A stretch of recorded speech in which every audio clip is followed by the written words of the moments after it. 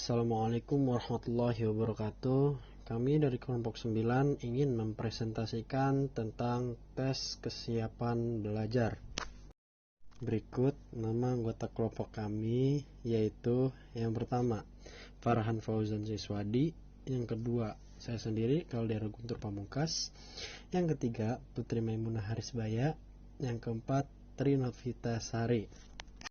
Baik, materi yang pertama yaitu pengertian tes kesiapan belajar. Tes kesiapan belajar atau tes kesiapan sekolah merupakan suatu rangkaian aktivitas yang bertujuan untuk mengetahui kemampuan yang dimiliki anak dan kematangan perkembangan saat ini. Tes kesiapan belajar juga dinilai sebagai alat ukur yang hasilnya dapat dijadikan sebagai keputusan mengenai kaitannya siswa siap atau tidaknya dalam melakukan proses belajar.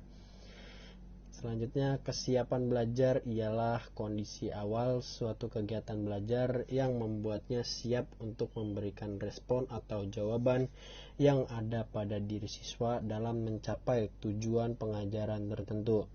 Secara umum, kesiapan belajar seringkali disebut readiness untuk mempelajari sesuatu itu. Dalam hal belajar, seseorang harus terlebih dahulu mempersiapkan dirinya atau dalam kondisi yang siap untuk melakukan aktivitas belajar agar tujuan pembelajaran dapat tercapai dengan baik. Untuk materi selanjutnya, pengertian tes kesiapan belajar menurut para ahli. Yang pertama, menurut Jamarah tahun 2002. Kesiapan untuk belajar merupakan kondisi diri yang telah dipersiapkan untuk melakukan suatu kegiatan. Yang kedua, menurut Hamalik tahun 2003. Mengartikan kesiapan yaitu suatu keadaan kapasitas yang ada pada diri siswa dalam hubungan dengan tujuan pengajaran tertentu. Yang ketiga, menurut Sulamento tahun 2003. Kesiapan belajar merupakan suatu tes yang dilakukan di kondisi awal suatu kegiatan belajar guna mengetahui kesiapan seseorang dalam memberi respon atau jawaban yang ada pada diri sendiri untuk tercapainya tujuan pengajaran tertentu. Selanjutnya yang keempat, menurut Adi Dharma Putra tahun 2010. Tes kesiapan ialah suatu tes yang dilakukan untuk mengetahui keseluruhan kondisi seseorang atau aspek kognitif, aspek efektif, serta psikomotor dalam merespon suatu stimulus yang akan diberikan guna tercapainya tujuan pengajaran tertentu. Tujuan tes kesiapan belajar. Tes kesiapan belajar bertujuan agar menjadi tolak ukur siswa dalam menghadapi situasi belajar, bagaimana dirinya merasa siap atau tidak. Tes kegiatan kesiapan belajar mampu menjadikan siswa berhasil dalam pencapaian-pencapaiannya seperti memperoleh hasil berupa perubahan pengetahuan, pemahaman, keterampilan, kebiasaan, nilai, sikap, bahkan masuknya pengalaman baru pada diri siswa. Selanjutnya terdapat 3 jenis tes kesiapan belajar. Yang pertama, tes kemampuan afektif. Yang kedua, tes kemampuan kognitif.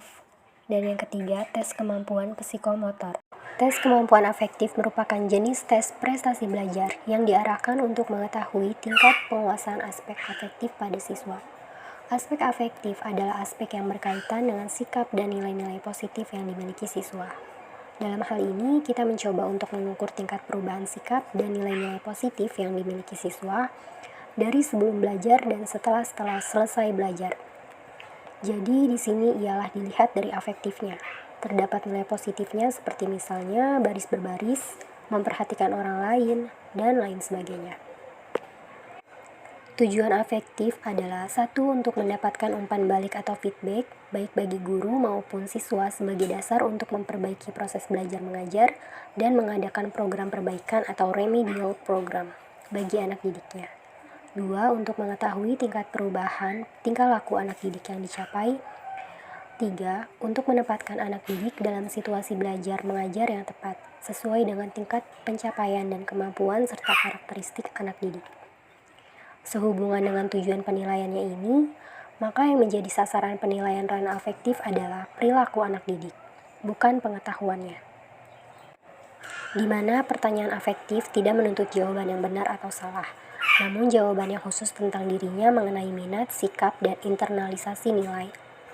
Oleh Krobach, dibedakan antara maximum performance dengan typical performance attitude. Tes kemampuan kognitif. Tes ini merupakan jenis tes kesiapan belajar yang terkait aspek kemampuan berpikir, termasuk di dalamnya kemampuan memahami, menghafal, mengaplikasi, menganalisis, mensintesis, dan kemampuan mengevaluasi. Di mana kemampuan ini juga meliputi seperti kemampuan verbal dan kemampuan performa. Yang mana tentunya kedua kemampuan itu diukur di sini, di tingkat tes kemampuan kognitif. Berikut beberapa contoh tes kognitif. Contoh tes kognitif ialah yang pertama, tes tingkat pengetahuan atau knowledge.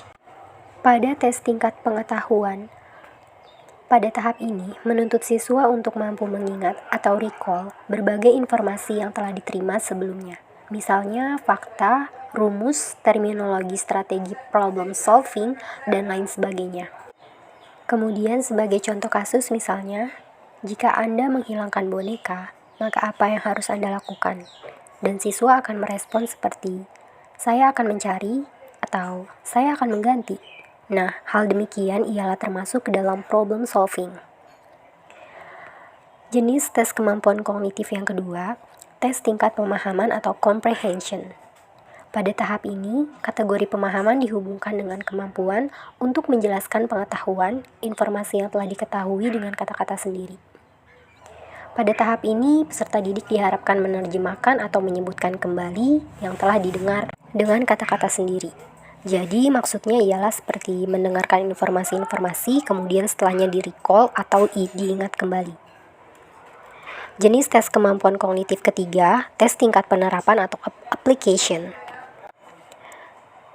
Penerapan merupakan kemampuan untuk menggunakan atau menerapkan informasi yang telah dipelajari ke dalam situasi yang baru, serta memecahkan berbagai masalah yang timbul dalam kehidupan sehari-hari.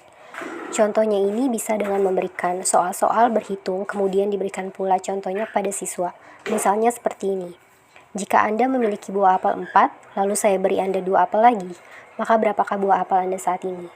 Jadi, siswa tentu akan melakukan penghitungan dengan 4 buah apel ditambah 2 buah apel.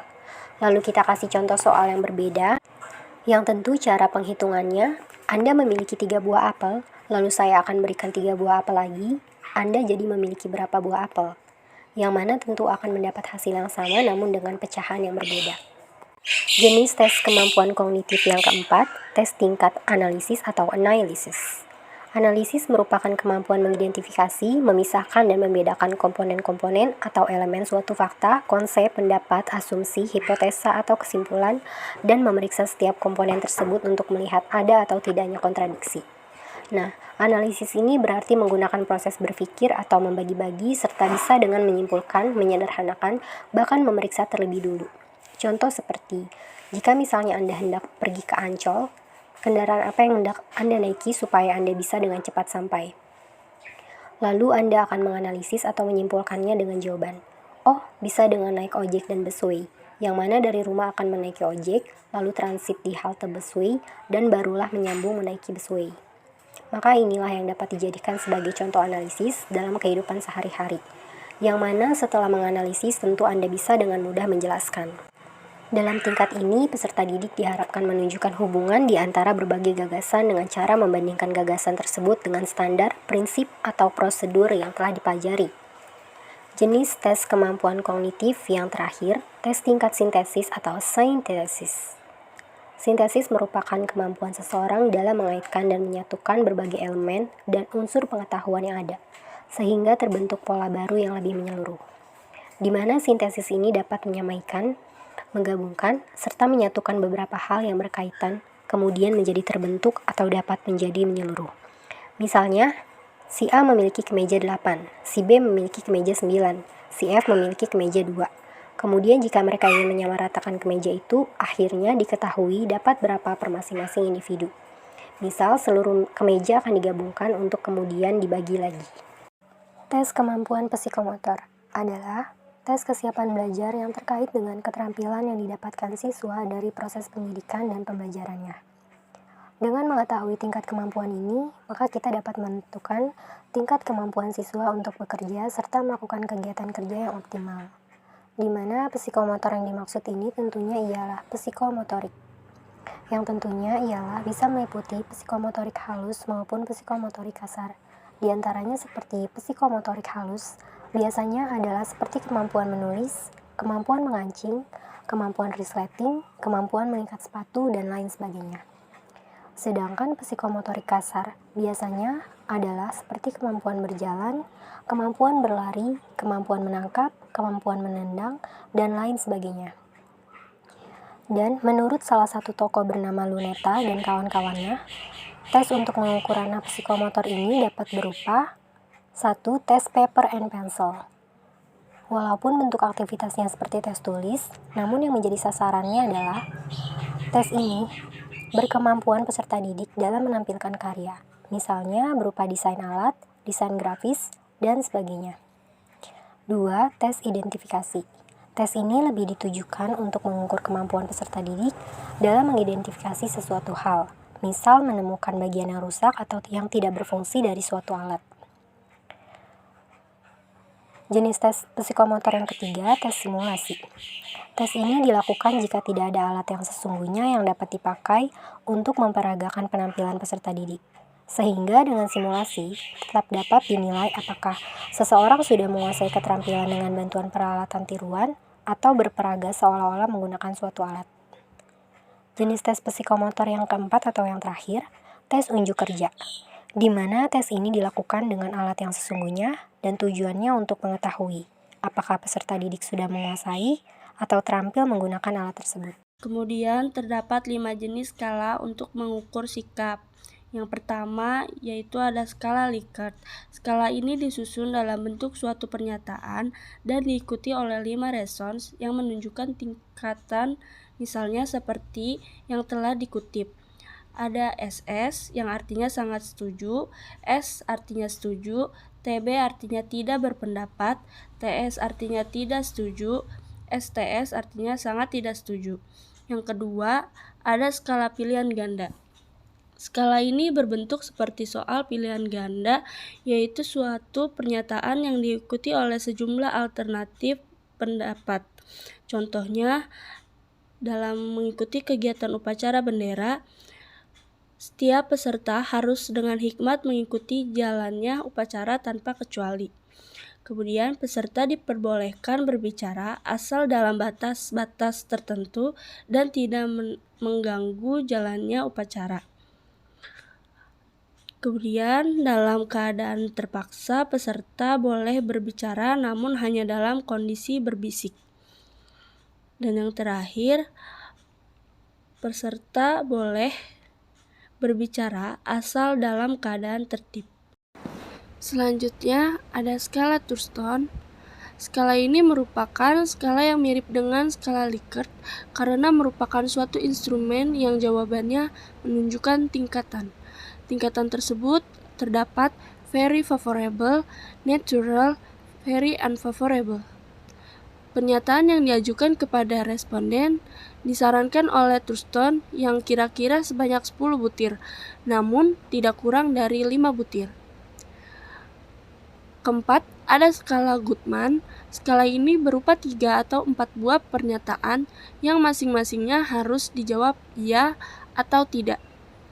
Pernyataan-pernyataan tersebut menunjukkan tingkatan yang berurutan, sehingga apabila responden setuju, pernyataan pada nomor 2 diasumsikan pasti akan setuju pada nomor 1. Selanjutnya, jika responden setuju dengan pernyataan nomor 3, berarti setuju dengan pernyataan nomor 1 dan 2. Demikian selanjutnya terdapat contoh.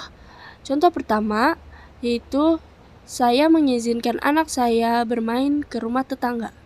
Contoh kedua, saya mengizinkan anak saya pergi kemana saja yang ia mau.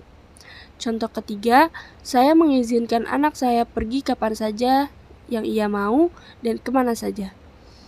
Contoh keempat, anak saya bebas pergi kemana saja tanpa izin terlebih dahulu. Selanjutnya yang kelima yaitu semantik diferensial. Hal ini merupakan instrumen yang mengukur konsep-konsep untuk 3 dimensi. Instrumen ini dikemukakan oleh Osgood dan kawan-kawannya. Dimensi yang diukur dalam kategori baik dengan tidak baik, kuat dengan lemah,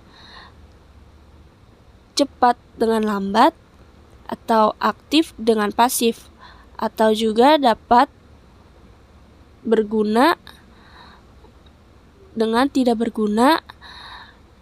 Dalam buku Osgood ini dikemukakan adanya faktor untuk menganalisis skalanya. Yang A, ada evaluation, yaitu baik dengan buruk. Yang B, potensi, yaitu kuat dengan lemah. C, activity, cepat dengan lambat. D, familiarity, yaitu tambahan munali. Contohnya, ketika bermain musik, baik itu dilambangkan dengan nomor 1, 2, dan 3. Tidak baik dilambangkan dengan 4, 5, 6, 7. Berguna dilambangkan dengan 1, 2, 3. Tidak berguna dilambangkan dengan 4, 5, 6, 7. Aktif dilambangkan dengan 1, 2, 3. Pasif dilambangkan 4, 5, 6, dan 7. Cara ini dapat digunakan untuk mengetahui minat atau pendapat siswa mengenai suatu kegiatan atau topik dari suatu mata pelajaran. Materi selanjutnya yaitu penggunaan hasil tes kesiapan belajar dalam bimbingan dan konseling. Yang pertama, agar individu dapat mengembangkan kesadaran diri, berpikir positif, dan memiliki kemandirian dan mempunyai kemampuan untuk memiliki segala sesuatu tujuan yang diinginkan.